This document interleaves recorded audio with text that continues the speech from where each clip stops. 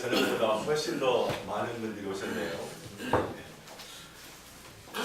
사실 정말 저는 부족한 사람입니다. 이 부족한 사람을 한 주일 동안 이렇게 거룩하고 또 아름다우신 우리 세종 행복교회의 교우님들과 함께 말씀을 하면서 시간을 보냈다는 것이 저희 개인적으로 너무나 영광스럽고 감사했습니다. 사실 어제 너무나 사실 제가 긴장하면서 1시간 반 동안을 이렇게 설교를 했더니 집에 가니까 막 열이 오르고 머리가 생기고 몸살이 올라고 하더라고요. 그랬습니다. 사실 제가 이렇게 긴장했던 이유는 제가 이제 사경에 강사로 온다라고 우리 최성현 장로님께서 말씀을 듣고 전화가 왔어요. 목사님 환영한다. 근데 사경의 주제가 뭐냐? 한참 그래 주제를 한번 생각해봐 해서 이제 문자 보내드렸어요. 목사님 그 교재가 뭐냐? 책을 보내드렸습니다. 사진 찍어서. 목사님 그 각 날 소주제 제목들을 좀 달라고. 뭐에 대해서 얘기할 것이냐고. 사실 제가 이 세종 행복교회에 처음부터 강사 배정을 된 것이 아니었습니다. 네. 다른 분이 오시기로 돼 있었는데 그분이 못 올 사정이 있으셔서 사실 제가 해야 될 곳을 그분이 가시고 제가 이곳으로 오게 되었어요. 진짜 잘못했다. 또 장로님께서 그렇게 말씀하시는 역시 세종 행복교회는 틀리구나. 어설프게 해서는 안 되겠구나. 그런데 뭐 제가 능력이 있습니까? 제가 한교회 12년이 있었어요. 그렇다 보니까 1년에 한두 번 이렇게 길게 나가본 적은 없어요. 그래도 이렇게 사실 요즘은 각 담임 목사님들이 계시고 그래서 사경에도 짧게 하고 그러거든요. 근데 또 긴 데에다가 또 이게 12년 동안 한 교회에서 이제 이 똥개가 돼 있는데 나가서 말하라니까 너무나 긴장이 됐어요. 거기다가 막 계속적으로 막 전화 오지 뭘 달라고 하지 쉽지 않겠구나. 진짜 잘못했다는 생각을 하면서 한 주일을 보냈습니다. 그런데 그렇게 한 주를 보낸 게 아니라 그렇게 하고 왔어요. 갔더니 첫날 와서 보니까 너무나 좀 사랑이 많으시고 제가 생각했던 것보다 막 날카로운 눈을 가지고 이렇게 막 쏘아볼 것 같은 그러한 분위의 분들은 아니더라고요. 많이 진정이 되고 하지만은 제가 이제 똥개기 때문에 좀 긴장감 속에서 이야기를 해서 한 주일 동안이 정말 얼마나 길었는지 모르겠어요. 하지만 종종 우리 성도님들 가운데에 몰랐던 부분들을 알게 되었다. 그 다음에 내가 무거운 짐을 좀 내려놓게 되었다. 그 다음에 이 재림교회 아주 성서적이다 라는 말씀을 말씀해 주실 때에 힘이 되었고 하나님께서 나를 이곳에 보내신 이유가 있구나 라는 생각을 하게 되었습니다. 다시 한번 부족한 사람을 이렇게 한 주일 동안 세워주시고 간에 또 말씀을 들어주시면 진심으로 감사드리겠습니다. 제가 사실은 오늘 양복이 좀 바뀌었죠? 이 어떤 양복이냐면 제가 이제 영어학원에서 이제 석중청합회로 이제 목회를 이제 저는 뭐 뜻은 아니었지만 이렇게 오게 되었습니다. 이제 그때에 친구들과 후배들이 충청합회에 가가지고 목회를 좀 잘하라고 사준 옷이에요. 그 친구들이 그리고 또 이 후배 목회자들이 사준 옷을 입고 오니까 제 마음도 새로워지는 것 같습니다. 또 용기도 생기고 또 많은 분들이 있으니까 또 저도 말씀을 할 수 있는 또 힘이 또 생기고 좋은 것 같습니다. 예. 여러분 우리는 요한을 가리켜서 사랑의 사도라고 부릅니다. 그렇죠? 요한은 사랑의 사도예요. 이 초대 교부였던 제롬으로부터 전해지는 말에 의하면 사도 요한은 90세에 에베소 지역에 살고 있었는데 이 청년들이 정말 이 나이 먹은 이 요한을 부축해가지고 강단에다 세우고 여쭤봤습니다. 선생님, 저에게 정말 대강론을 좀, 예수님의 말씀에 대강론을 좀 말씀해 주십시오. 그때에 이 요한은 소자들아 서로 사랑하라 라는 말씀을 했다는 것입니다. 또 좀 다른 거를 좀 전해 주십시오. 소자들아 서로 사랑하라는 이 대강론에 강론으로 말씀했다는 것입니다. 그래서 이 교부들과 다른 제자들이 다른 말씀을 계속적으로 요구했지만은 이 요한은 소자들아 서로 사랑하라 그 말을 다시 반복하여서 설교했다는 것입니다. 그래서 아니 선생님 왜 그렇게 똑같은 말만 자꾸 되풀이하십니까? 라고 물었어요. 그랬더니 이것이 바로 주님이 주신 새 계명이었는가 라고 대답했다는 것입니다. 요한은 죽는 순간까지도 무엇을 외치다 가셨냐면, 잠드셨냐면 사랑을 외치다가 잠드셨습니다. 여러분, 요한이 그랬던 이유는 그럴 만한 이유가 있었습니다. 유대인들처럼 율법에 집착하는 민족도 드물었어요. 법생법사였습니다. 율법으로는 흥미 없는 사람들이었어요. 율법 조문에는 능숙했지만은 율법의 핵심 골자였던 사랑에 대해서는 문제가 있었다는 것입니다. 한 율법사가 예수님을 시험하기 위해서 율법 중에 어느 계명이 가장 크냐라고 물었습니다. 그랬더니만 내 마음과 목숨과 뜻을 다하여 주 너희 하나님을 사랑하라. 이것이 첫째 되는 계명이요.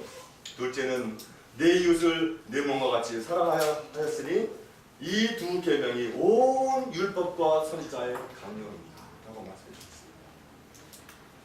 이 말씀은 그들이 혼동하고 있는 그 율법에 대한 핵심을 꼭 꼬집어서 말씀하신 것입니다. 계명의 핵심은 사랑인데 그들은 껍질이었던 그 조항들을 붙잡고 씨름했던 것입니다. 여러분, 율법의 본질이 무엇입니까? 율법의 본질이 뭐예요? 율법은 하나님의 품성의 사본이라고 말하고 있습니다. 그래서 그것을 두 가지로 설명하고 있죠. 우리가 10계명을 10개로 보지만 그것을 두 개로 나누면 하나님에 대한 사랑과 이웃에 대한 사랑이에요. 본질적으로 율법은 뭡니까? 사랑이에요. 그 본질을 가지고서 때때로 2개로, 때때로는 10개로 각 사람의 처지에 맞게 그것을 나누어서 설명해 놓은 것입니다. 어떻게 보면 구약 전체가 다 뭐예요? 율법입니다. 율법이에요. 그래서 정말 이 유대인들이 그렇게 정말 붙잡고 있었던 이 율법의 조문들, 혹시 우리 재림교인들은 그 율법의 조문들만 붙잡고 있지는 않은지 깊이 생각해 볼 수 있는 시간이 되길 간절히 바라겠습니다. 아멘. 왜 이스라엘에게 새 계명이 필요했는가? 오늘 우리에게 새 계명이 필요하다고 한다면은 그러한 이유에서여서 이러한 이유가 있기 때문에 우리에게도 똑같이 새 계명이 필요할 것입니다. 첫째, 낮은 수준의 사랑을 이 유대인들은 하고 있었습니다. 여러분, 이스라엘은 편협한 유대주의 의타리 안에서 살고 있었어요. 유일신 하나님은 유일한 이스라엘의 하나님이었습니다. 다른 이방인들의 하나님이 아니었어요. 다른 나라 사람들의 하나님은 아니었다는 것입니다. 다른 나라 사람들은 하나님을 믿을 자격도 없고 믿어서도 안 되고 다른 나라 사람들에서 이 하나님은 하실 일도 없다라고 생각을 했습니다. 자기들만이 하나님을 사랑할 수 있고 사랑받을 수 있다고 생각했어요. 이방인은 복을 받을 수도 없고 받아서도 안 된다라고 생각했습니다. 그래서 유대인의 속담에는 이방인에 대한 편견들로 가득 차 있습니다. 이방인들은 지옥의 땔감으로 쓰기 위해서 남겨주었다. 산모가 고통을 당해도 도와주지 말라. 이방인이 우물을 파면 메어버려라. 길을 가르쳐주지 마라. 뱀은 밟아야 하고 이방인은 죽여야 한다. 이 편협한 유대주의 사상에 이스라엘 백성들은 사로잡혀 있었습니다. 내 이웃이라고 하는 그 유대인들의 사상은 내 이웃은 곧 자기들 유대인들만을 이야기했어요. 그래서 이방인은 이웃이 될 수 없었어요. 사랑을 받을 가치도 없는 사람들이었습니다.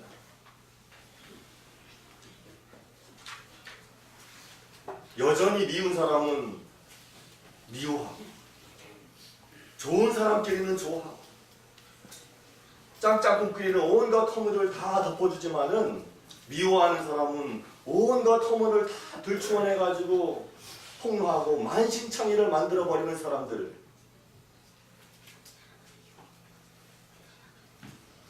심지어 없는 말까지 지어내가지고 그 사람을 매장시키는 그러한 생각을, 그런 삶을 이 유대인들이 살고 있었습니다. 그런 유대인들을 향해서 주님은 말씀하십니다. 너희를 사랑하는 자를 사랑하면 무슨 상이 있으리요. 오늘 정말 끼리끼리 사랑하는 재림교인들, 혹시 여기 앉아 계시는 분들이 그러한 사랑의 질이 낮은 사랑을 하고 계신 분들이 있을지 모르겠습니다. 그런 분들에게 주님은 말씀하십니다. 너희를 사랑하는 자를 사랑하면 무슨 상이 있으리요.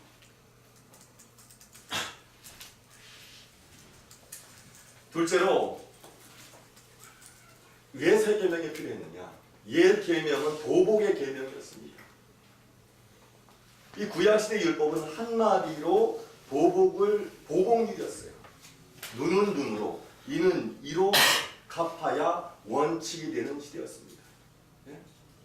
눈을 내가 하나 뽑히면 상대방 가가지고 눈을 뽑아야 되는 거예요. 이가 하나가 빠지면은 이를 하나 빼야 되는 것입니다. 보복률이었어요. 보복 사상이 통용되는 시대였습니다. 마태복음 5장 38절에서 42절 말씀을 제가 읽겠습니다. 옛사람은 눈은 눈으로 이는 이로 갚으라 하였다는 것을 너희가 들었으나 나는 너희에게 이르노니 악한 자를 대적지 말라. 누구든지 내 오른편 뺨을 치거든 왼편도 돌려대며 또 너를 송사하여 속옷을 가지고 다는 자에게 겉옷까지 가져가라. 또 누구든지 너로 억지로 오리를 가게 하거든 그 사람과 심리를 동행하라. 여러분, 예수님께서 이 유대인들이, 이스라엘 백성들이 상상할 수 없는 말씀을 제시하고 있습니다. 상상할 수 없는 사랑을 제시하고 있어요. 오른뺨을 칠 때 어떻게 되는 것입니까? 예? 왼편 뺨을 대라고. 속옷을 가지고는 자는 사람에게는 무엇을 주라는 거예요? 겉옷까지 주라는 거죠. 오리를 같이 가고자 하면 어떻게 하라는 것입니까? 심리를 가라는 것입니다. 여러분, 원수가 미움의 권총을 발사하면 너는 사랑의 대표로 옹사하고, 내 원수가 미움의 독발을 마시게 하거든 너는 사랑의 홍수로 쓰러. 여러분, 원수의 원하는 것을 그 사랑으로 대하시게 될 간절히 바라겠습니다. 오늘날 이스라엘 성경에는 이는 이로, 눈은 눈으로라고 했지만은 이는 10개의 이로, 눈은 10개의 눈으로 보복하는 사상이 오늘날 이스라엘 백성들의 사상이에요. 그래서 이 중동 지역에는 전쟁이 끊이지 않습니다. 어디 하나가 폭격을 당하면 그것을 10배로 갚아줘야 돼요. 중동 이스라엘 백성들의 사상입니다. 그런 보복률 때문에 이스라엘과 팔레스틴 사람들은 분쟁이 계속 끊이질 않아요. 여러분 정의로 맞서지 말고 사랑으로 맞서게 되길 간절히 바라겠습니다. 우리가 원수를 정복하려면 하나의 미움에서 10개의 사랑으로 대항해야 이길 수가 있는 것입니다. 그래서 주님께서는 이런 사랑을 가리켜서 새 계명이라고 말씀하셨습니다. 누구든지 내 오른편 뺨을 치거든 왼편도 대라. 여러분 오른편 뺨을 치려면 상대방은 무슨 손으로 때려야 합니까? 네? 오른편 뺨을 치려면 상대방은 무슨 손으로 쳐야 돼요? 왼손으로 쳐요. 그래서 왼편도 돌려달라고 하는 얘기는 뭐예요? 한번 지대로 한번 맞아. 지대로 한번 대보라는 것입니다. 왜 상대방이 제대로 한번 세게 치도록 대하는 것입니다. 여러분 속옷은 몇 푼 되지 않지만 겉옷은 비싸요. 그죠? 그렇죠? 그런데 이 비싼 겉옷까지 준다라고 하는 것은 한층 더 강렬한 사랑의 정황인 것입니다. 이 당시의 로마 군인들은 이스라엘 사람들을 강제로 징벌해가지고 군수품을 짊어지고 오리를 가게 하는 법이 있었습니다. 예? 아무나 잡아다가 군수품을 짊어지고 오리를 가게 했어요. 응?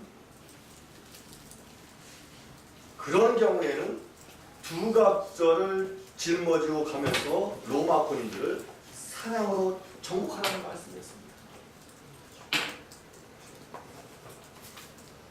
결국 노예로 잡혀갔던 이스라엘 사람들이 로마를 기독교 사랑으로 정복했던 것을 여러분들 역사가 증명하고 있지 않습니까? 오늘 우리들도 이와 같은 사랑으로 원수를 정복해야 하는 것입니다.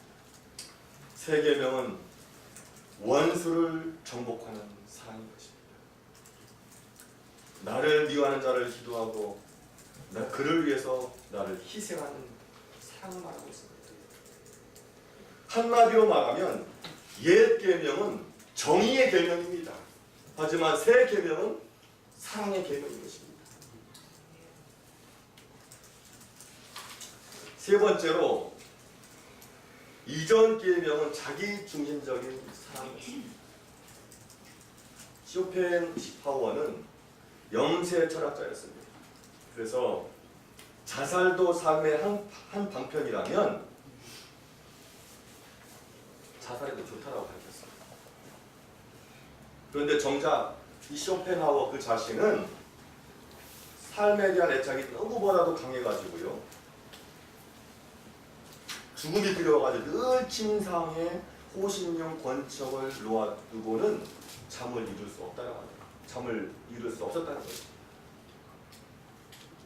여러분, 남을 얼마만큼 우리가 사랑해야 될까요? 네? 남을 얼마만큼 사랑하면 될까요? 예?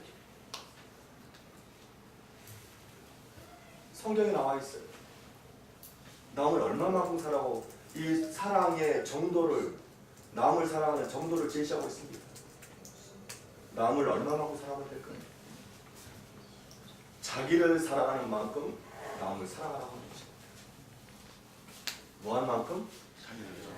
자기를 사랑하는 것만큼 남을 사랑하는 거예요. 이웃을 사랑하기를 내 몸과 같이 하라고 말씀하셨습니다. 로마서 13장 14절에는 이렇게 말합니다. 그러므로 사랑은 율법의 완성이다. 그러므로 사랑은 율법의 완성이다.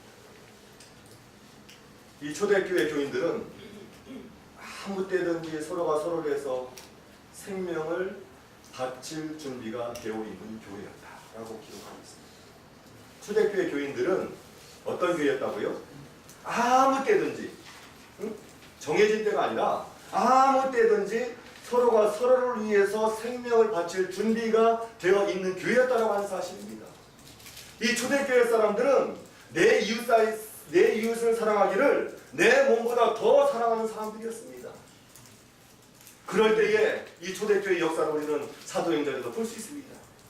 폭발적으로 이 초대교회의 사람들이 밀려 들어왔어요. 사랑하는 성도님 여러분, 우리는 정말 누구를 위해서 우리가 준비되어 있습니까? 정말 우리가 원수를 위해서라도 우리가 죽을 준비가 되어 있는가?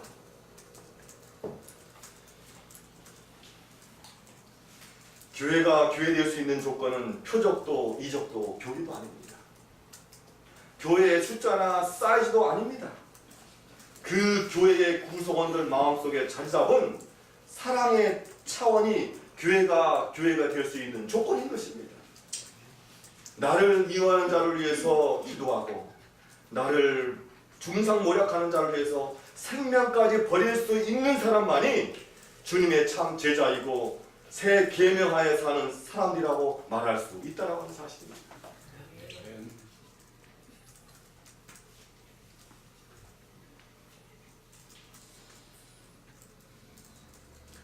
빌립보 2장 17절에 만일 너희 믿음의 제물과 봉사에 내가 너를 간제를 드릴지라도 나는 기뻐하고 너희 우리와 함께 기뻐하리라고 기록하고 있습니다.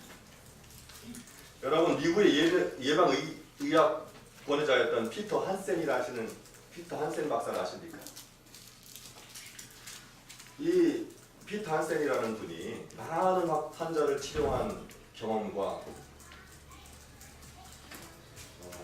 그 임상 결과들을 모아가지고 책을 썼습니다. 근데 그 책에 병의 75%는 자신이 만드는 병이라는 것입니다. 그리고 병은 저희들이 만들고 치료는 의사에게 맡기다는 것이에요. 그래서 그 책에서 핵심적인 내용은 잘 살려면, 건강하게 살려면 뭐라고 말하냐면, 첫째는 적당한 음식을 먹어야 된다는 것입니다. 그 다음에 둘째는 적당한 운동을 해야 된다는 것입니다. 세 번째는 나쁜 습관을 버려야 된다는 것입니다. 여러분, 여기 의사 선생님이 계시는 것 같더라고요. 그렇죠? 네. 뭐 제가 뭐 모르겠어요. 닥터 한센 박사가 예명한 거니까 뭐 들으시기 바랍니다. 드린 거지. 그래서 한국인 위암 발병률이 세계 1위였죠. 암의 40%가 위암입니다. 중국인은 5%밖에 안 돼요. 우리가 정말 제일교인들이 말하는 기름기 확 먹어도 위암이 없어요. 그렇죠? 정말 우리 한국 사람들은요, 먹을 때 허리띠를 풀어놓고 먹습니다. 이 허리띠를 풀어놓고 먹는 사람은 야만인 중에 야만이라고. 그리고 또 먹어놓고 무엇을 먹어요? 소화제 먹습니다. 그리고 또 많이 먹은 것도 그런데 그 많은 양을 어떻게 먹습니까? 빨리 먹어요. 반죽은 다 해. 그죠? 그런데 중국인들은 어떻게 먹냐면 쉐쉐 하면서 식사 시간을 3시간 정도 먹는다. 한국인은 뭐 하는데? 처먹는데. 자극성 음식을 우리 한국 사람들 많이 먹습니다. 그리고 또 저녁 간식, 야근들도 많고 많이 하니까 또 아빠가 또 와서 또 한잔 하자고 하면 또 이렇게 먹어줘야 돼. 야식을 또 한다. 거기에는 또 어떤 얘기가 있냐면 걸으면 살고 누우면 죽는다. 걸으면 살고 누우면 죽는다. 운동하라는 것이죠. 그 다음에 아까 세 번째는 나쁜 습관을 버려라고 했죠. 불치병은 없다. 불치의 습관이 있을 뿐이다. 담배, 술, 화내는 거, 밥 먹으면서 싸우는 거, 게으름 피우는 거, 이런 정말 나쁜 습관을 과감하게 버려야 한다는 것입니다. 그런데 이분이 그러한 것들을 강조를 했지만은 결론은 그 다음에 있습니다. 이러한 정말 적당한 음식을 먹고 적당하게 운동을 하고 나쁜 습관을 버리는 것은 50%이고요. 나머지 50%의 이유가 있는데 그것은 뭐냐면 사랑이라는 것입니다. 이 정말 적당한 음식을 먹고 적당한 운동을 하고 나쁜 습관을 버리는 것은 우리가 잘 건강하게 사는데 50%밖에 해당이 안 된다는 거예요. 나머지 50%는 뭐예요? 사랑하면 건강해질 수 있다고 하는 것입니다. 사랑하면 건강하고 사랑을 잃으면 병든다라고 말하고 있어요. 그래서 75% 사랑을 잃어버렸기 때문에 병이 든다라고 하는 것입니다. 여러분, 이 과거에 어린아이들이 슬프게 오면은 꼭 3일 후에 병이 났습니다. 네? 그거 누가 만든 병이에요? 네? 막 아이들을 막 세게 혼내가지고 막 억울해가지고 아이가 막 울었어. 그러면 꼭 한 2, 3일에 아파요. 그 누가 만든 병입니까? 부모가 만든 병입니다.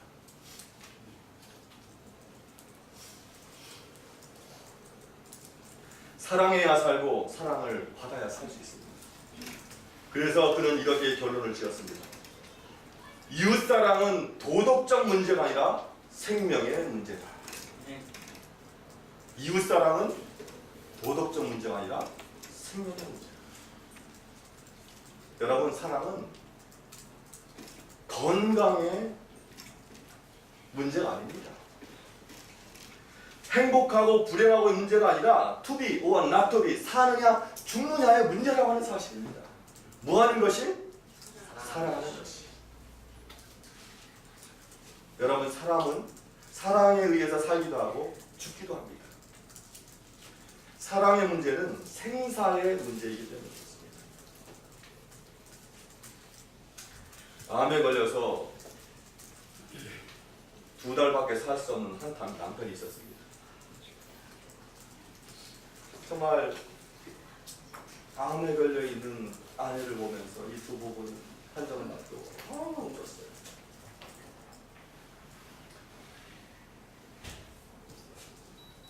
남편 입장에서는 사랑하는 가족들을 남겨놓고 떠날 생각을 하니 괴로웠고, 아내는 고생을 면할 만하니까 떠나는 남편이 한없이 가엾고 불쌍했습니다.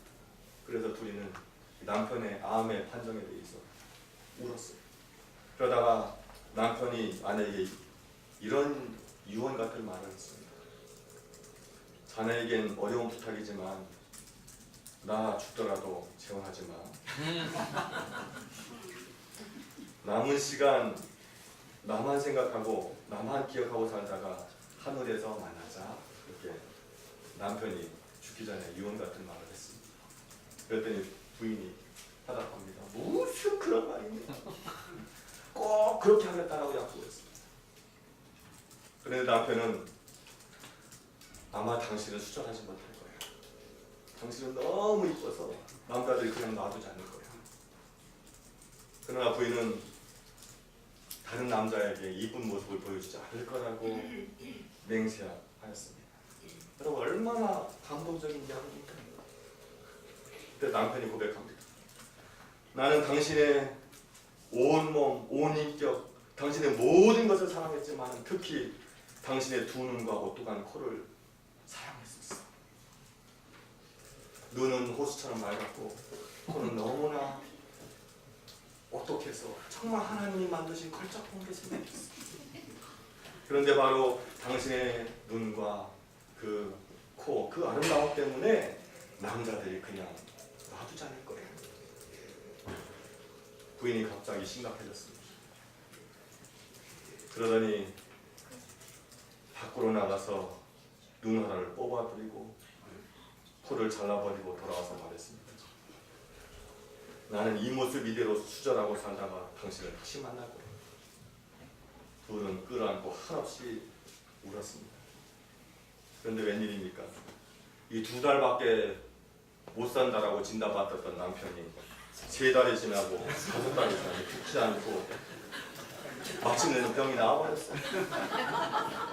어느 날 저녁 때 남편이 아내와 손을 잡고 함께 산책을 하면서 이런 고백을 했습니다. 내가 당신을 사랑하고 당신이 나를 사랑하는 건 모두 사실이지만 코도 없고 눈도 없는 여자를 사랑하는 것은 너무 힘든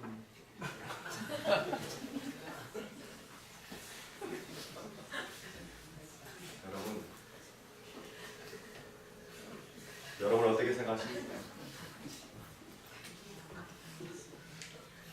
어떻게 사랑하는 것이 진짜 사랑입니까? 어떤 사랑을 여러분들 하고 계십니까?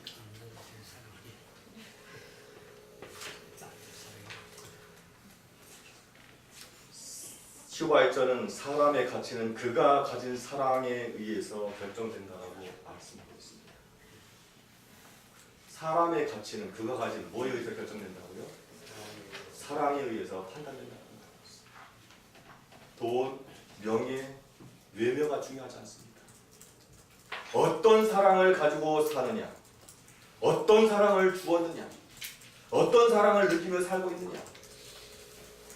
사랑할 줄 모르면 소인이고 사랑할 줄 아는 대인입니다. 하나님께서도 선교봉사 266페이지에 이런 말씀을 기록해 주셨습니다. 하나님께 대한 봉사의 가치는 일한 시간의 길이보다 일한 정신으로 평가가 됩니다. 여러분, 하나님께 대한 봉사의 가치는 일한 시간의 길이보다도 일한 정신으로 평가된다는 것입니다. 어떤 사랑이냐, 사랑의 질은 어떤 희생을 하느냐에 따라서 달려 있습니다. 우리가 어떤 사랑을 해야 되느냐, 정말 질 높은 사랑을 해야 되는데 그 질은 어떻게 평가되느냐,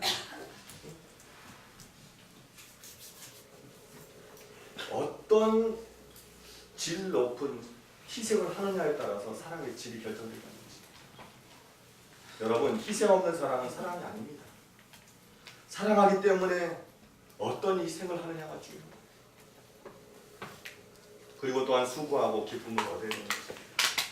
사랑은 희생입니다. 희생하지 않는 사랑은 사랑이 아니에요. 또한 그 희생이 즐겁고 기뻐야 합니다. 사랑은 희생해야 하고 희생하면서 기뻐야 합니다. 의무감으로나 책임감으로 희생해서는 안 됩니다. 그리고 또한 감동을 주는 사랑이요. 여러분, 감동지수라고 하는 말을 들어보셨습니까? 그렇죠? 네, 감동지수. 한번 진한 감동을 받으면 10년은 끄떡없이 버틸 수 있다고 하는 것입니다. 진한 감동을 받으면.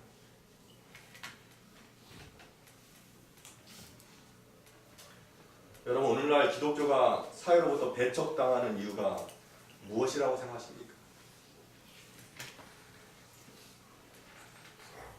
교회가 세상에 교인이 이웃에 감동을 주지 못하기 때문에 교회가 배척을 하고 있습니다. 남편이 혹은 아내가 이혼당하는 이유가, 배척당하는 이유가 무엇인가? 감동을 주지 못하기 때문에 그렇습니다. 사랑하는 여러분, 오늘날 세상에는 감동받기를 원하는 많은 사람들로 가득 차 있습니다.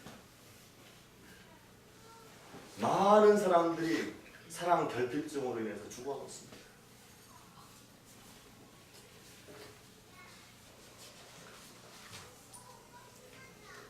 그래서 정말 우리가 이 사랑하는 세종 행복교회에게 정말 사랑이 넘치는 교회가 되길 바라도록 하겠습니다.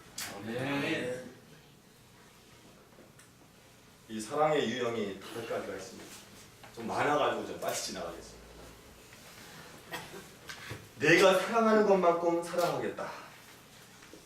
이 유형이 있어요. 이기적 사랑이죠. 내가 사랑받은 대로 사랑하겠다. 받은 만큼만 주겠다는 것입니다.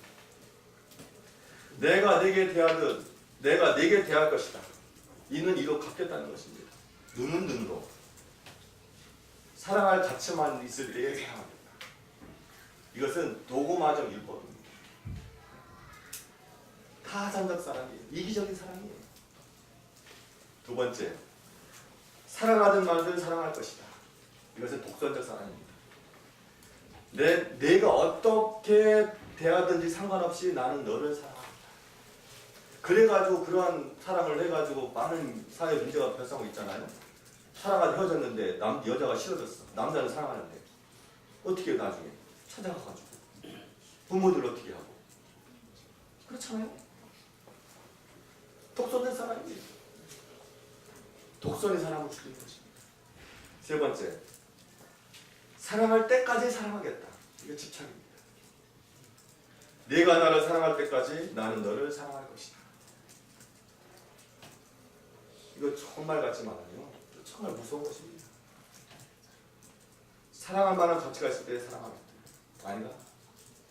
사랑은 상호 호혜적이어야 합니다. 사랑은 뭐 해야 된다고요? 상호 호혜적이어야 됩니다. 그런 사랑을 하면 할수록 상대를 지치고 고통스럽게 합니다. 어떤 사랑을 할 때? 집착하는 그런 사랑을 할 때. 네 번째 사랑은 내가 나를 사랑하는 것만큼 너를 사랑한다. 내가 나를 사랑하고 너를 사랑한다. 그리스도인 사랑입니다. 갈라디아서 5장 14절에 온 율법은 내 이웃 사랑하기를 내 몸과 같이 하라신 한 말씀에서 이루어진 말입니다.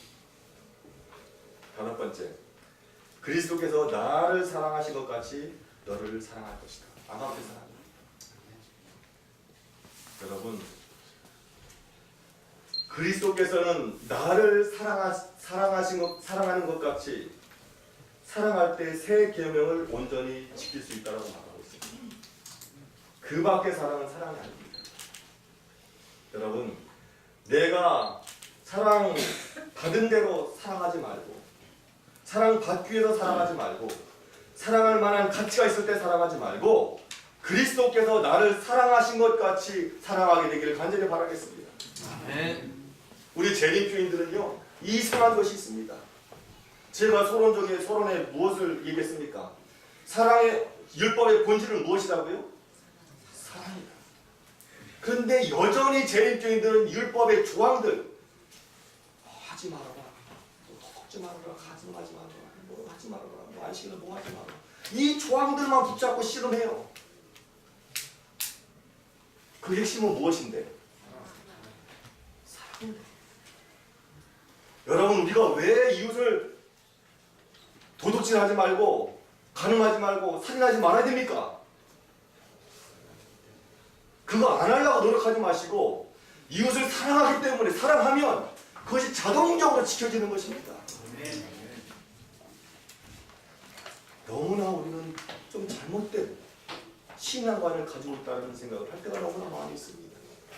여러분, 예수님께 나아가셔가지고 그 사랑을 체험하시고 그 받은 사랑에 의해서 이웃을 사랑하시기 바라겠습니다. 아멘.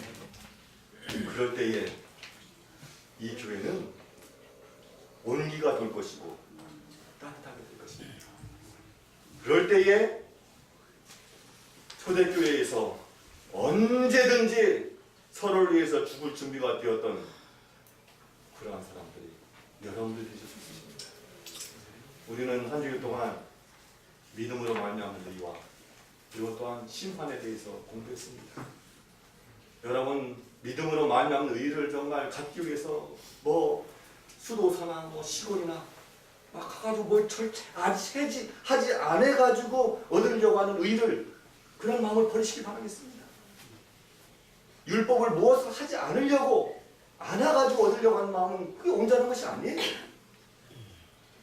날마다 그리스도께 하나님의 말씀을 받을 때마다 그 말씀을 귀하게 하고 그 말씀대로 살려고 하고 날마다 치유를 경험하고 성화를 경험하고 은혜를 경험하면 되는 것입니다.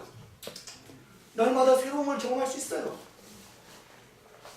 그리고 이 과거에는 제가 심판을 너무나 두렵게 생각을 했습니다. 그런데 어제 배운 대로 심판은 뭐예요? 심판은 사랑이더라고요. 여러분, 가만히 생각해 보시기 바랍니다. 나를 창조하신 분이 누구십니까? 하나님이세요. 그러한 분이 여러분 60평생 뭐 크게 잘못했다고 그래가지고 그거 영원히 예수님을 믿고 좀 잘못했다고 너 죽어, 없는 존재야 라고 하시겠습니까? 여러분들이 부모들, 자식들 그렇게 대하셨습니까? 왜 여러분들은 그렇지 않은데 왜 하나님을 그러한 모습으로 보십니까? 내가 조금 잘못했으면 뭔가를 잘못해가지고 그걸 기록했다가 온 우주에 떠올려가지고 말이야 심판하는 그런 하나님을 보십니까?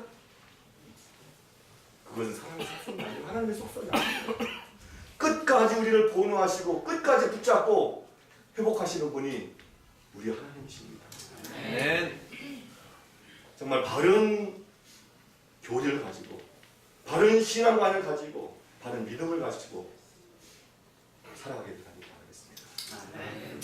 오늘 저는 교회 일찍 와야 했습니다. 그런데 평소에 국도로 다니다가 오늘은 좀 안식이니까 좀 신호등 걸리는 거 좀 귀찮고 그래서 신경 쓰는 거 귀찮고 그래서 고속도로를 탔어요. 고속도로를 탔더니 딱 타자마자 조금 지났는데 막히기 시작하는 거예요. 고속도로에 나갈 데 있습니까? 와 진짜 마음 같아서는 중앙선이 좀 열려있으면 고속도로지만 돌려가지고 나가고 싶더라고요. 느끼면서 오면서 느꼈어요. 야 정말 다른 길을 가야겠구나.